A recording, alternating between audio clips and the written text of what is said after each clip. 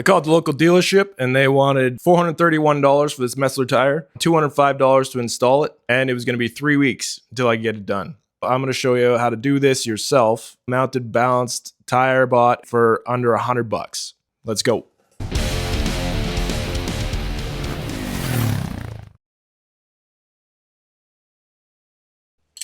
Tire levers, like 20 bucks. There's these balancing beads I've been running for years. Throw 2 ounces in a rear tire. I'll link that from Amazon. Just go to break the bead. I'm gonna show you the backyard way to do it without a tire machine. When you're going renegade like this, it's a good idea to lock the front brake. You can put it on the end here if you're worried about damaging making those little impressions in the grip. Make sure she's sturdy on there. Strap it down to your jack. I like to live life on the edge though usually, so yeah, I'm going to let the air out of the tire first. Next, I already took this out, and I just put it back together like this so you know which way it goes. Nothing gets lost. This guy was actually, didn't have a cotter pin on it and was finger tight. That's why you do your check overs. Get your cotter pin out of there. So for this one, I think we're going to want the box end on here for sure. So these do flex a little bit, so get your snipe going here. This is also why you want the back tire supported. That was pretty tight. Pry that out of there.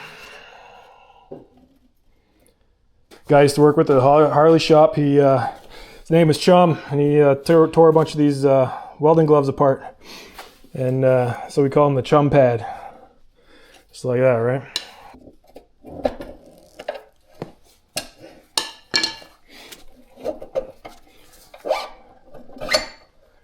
I'll pull this chain guard out of here. So now we just roll that forward. Pull the chain off. You can put a rag in there if you're worried about scratching. We got the Speedo drive attached here.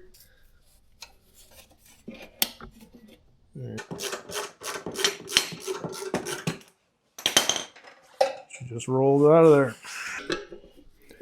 You can check out your brake pads. Pull the sprocket out. Sometimes these fall out of there, they're all broken, so check those out.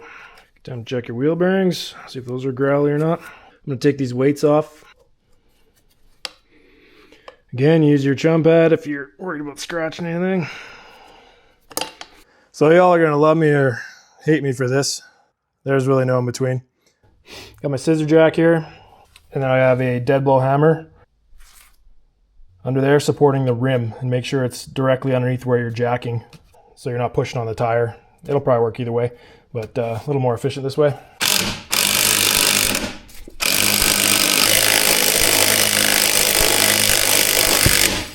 There you go.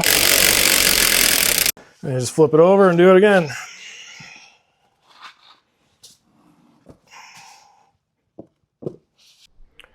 All right, so we got your tire irons, you got some dish soap, you got your mat here so you don't mess up your wheel on the ground. Make sure the bead is off on both sides.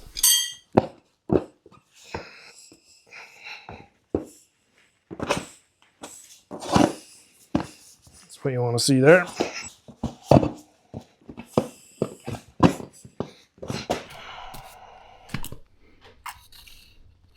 And get it on the bead there, right on the edge of where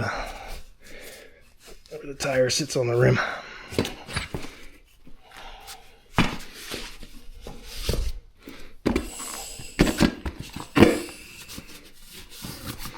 I like to start where the valve stem is here. And there's the stand on this side.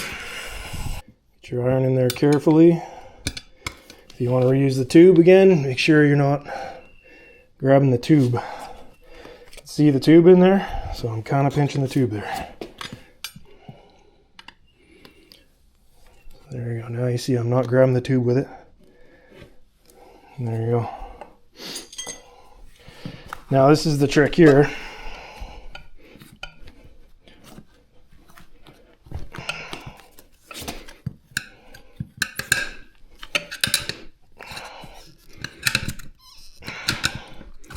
Make sure you're in that drop center. People get too greedy and they try and grab real estate all the way over here. You just want to grab as close as you can. Make sure you don't hit that tube.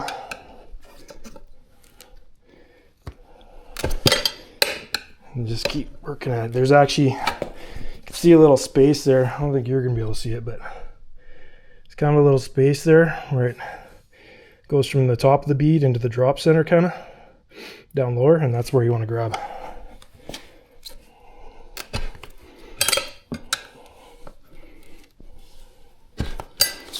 Just slowly work your way around.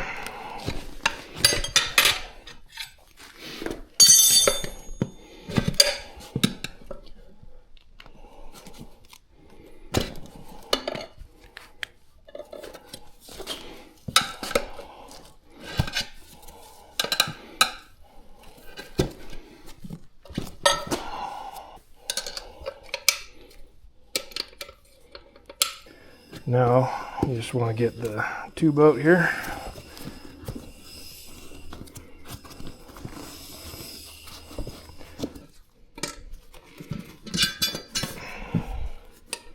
Put some air in the tube and leave it sit and make sure there's no holes. So start here, pry up on the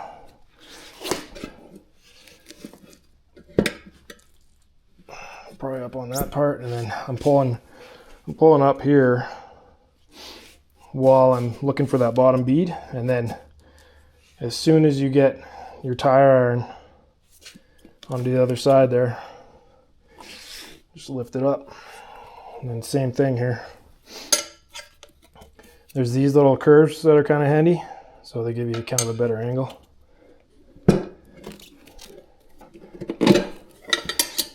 That's why they give you 3.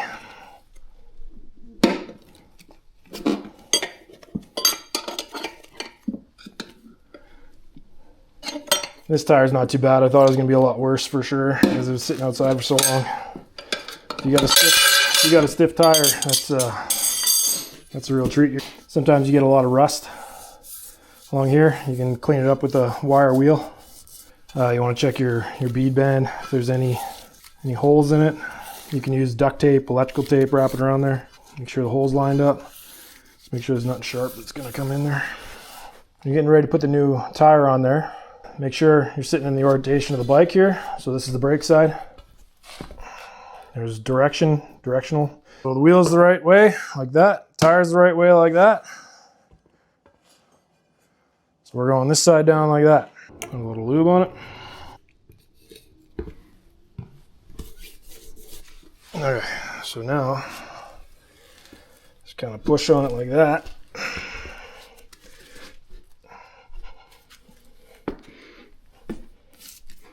Now you want to use those little funny curved ones. And just lift up on the bead a little bit. And where you feel it grab the edge of the rim, pull it as close to where it's kind of coming on as possible. And then just fold it over.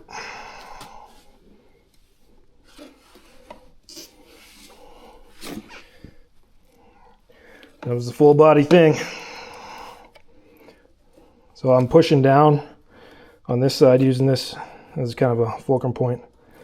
And just make sure you got the caught on the inside of that rim there. Fold it over.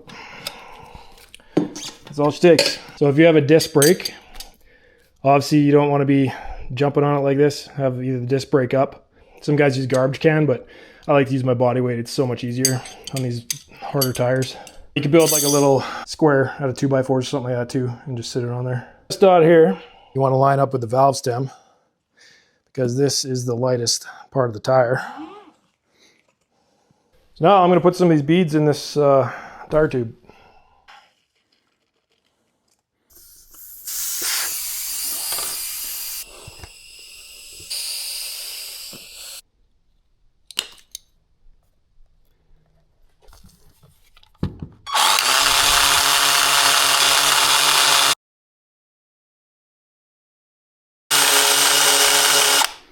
Good enough.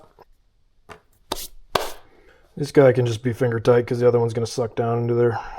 I like to actually pull that bead over and put the valve stem in. You can try and lift it up and get your fingers in there, but never really had good Good luck with that.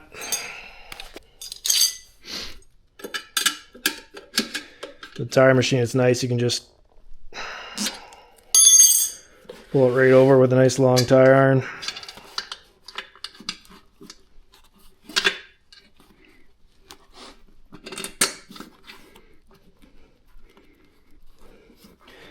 Then fold this out of the way of the tire iron so you don't pinch it.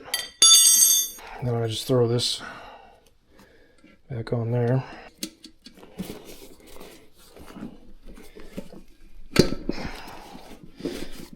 And just make sure you don't fold it over. So you want to put it in there as flat as possible. See how this side's kind of folded over, so you want that to go in there first.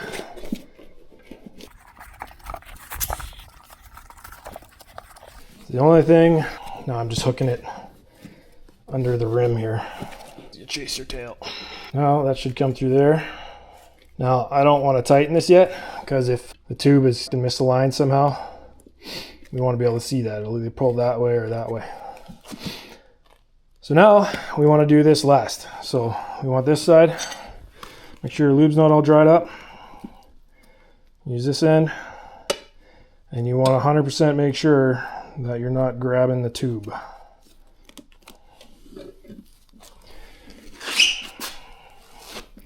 See in there where the tube is? So I can push that down.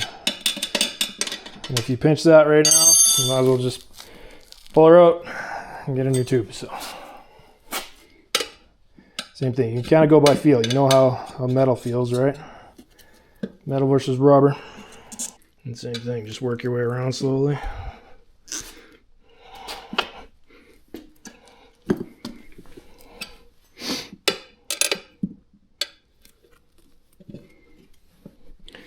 Just don't grab that tube.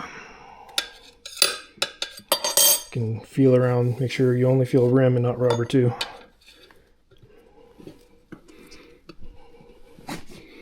Just walk your feet around.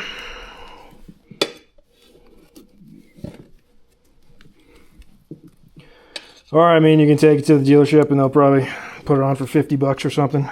Just bring them a loose tire, but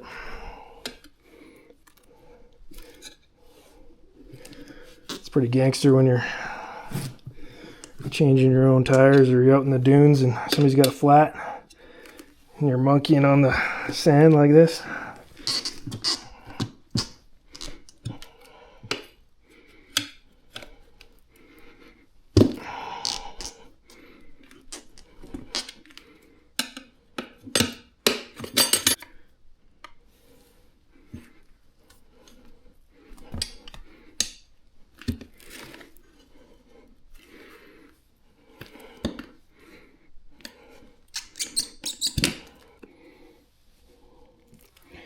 Usually it's just supposed to slide right on there.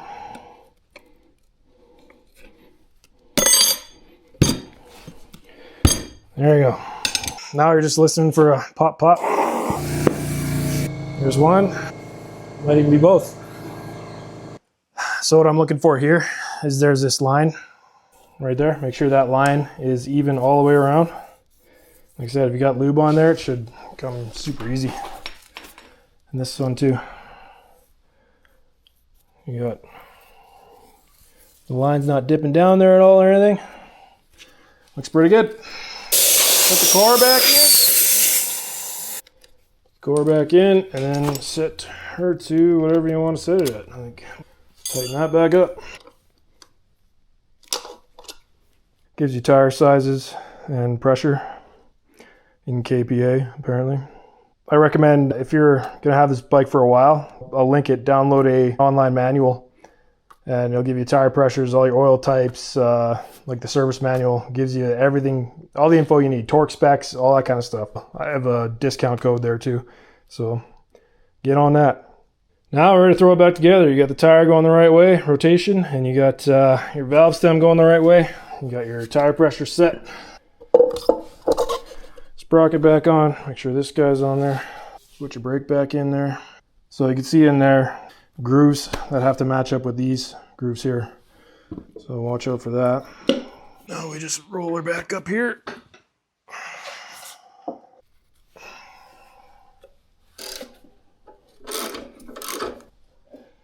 Get that where you want it to be. Chain goes on. Your axle, this one's pretty greased. If yours is all dirty, clean it off and re-grease it.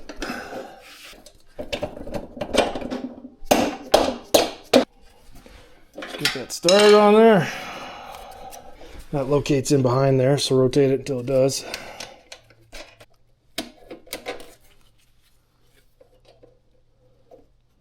So I can rotate it, so I can put this in there, that cable. Rotate it until it clicks.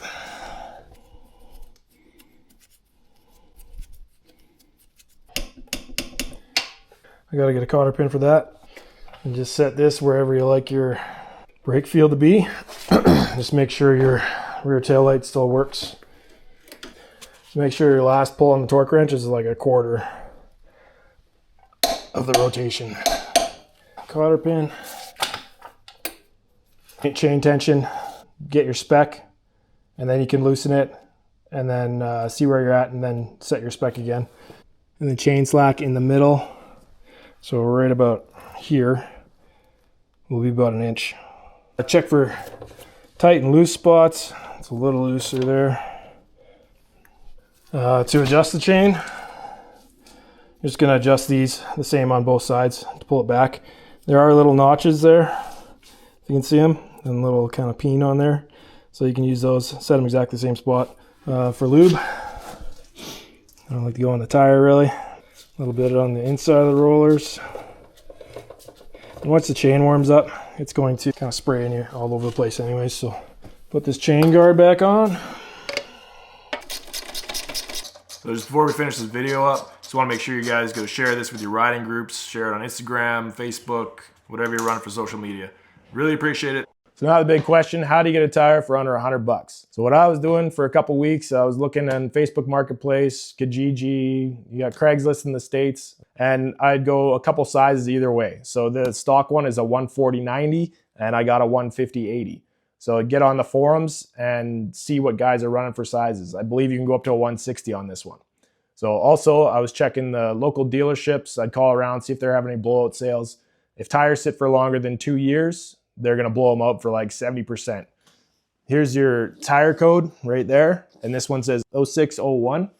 And that means it was made in the 6th week of 2001. So it gives you an indication how old it is. Another thing to check, there's motorcycle wreckers in every town. So they'll have brand new bikes they'll get from auction and they just part them out. So they have a pile of tires and some are in really good shape. So go check those out. You can get them for stupid cheap. Like, comment, subscribe, and check out this video to see why I'm doing the series on this Vulcan. All right, guys, take it easy.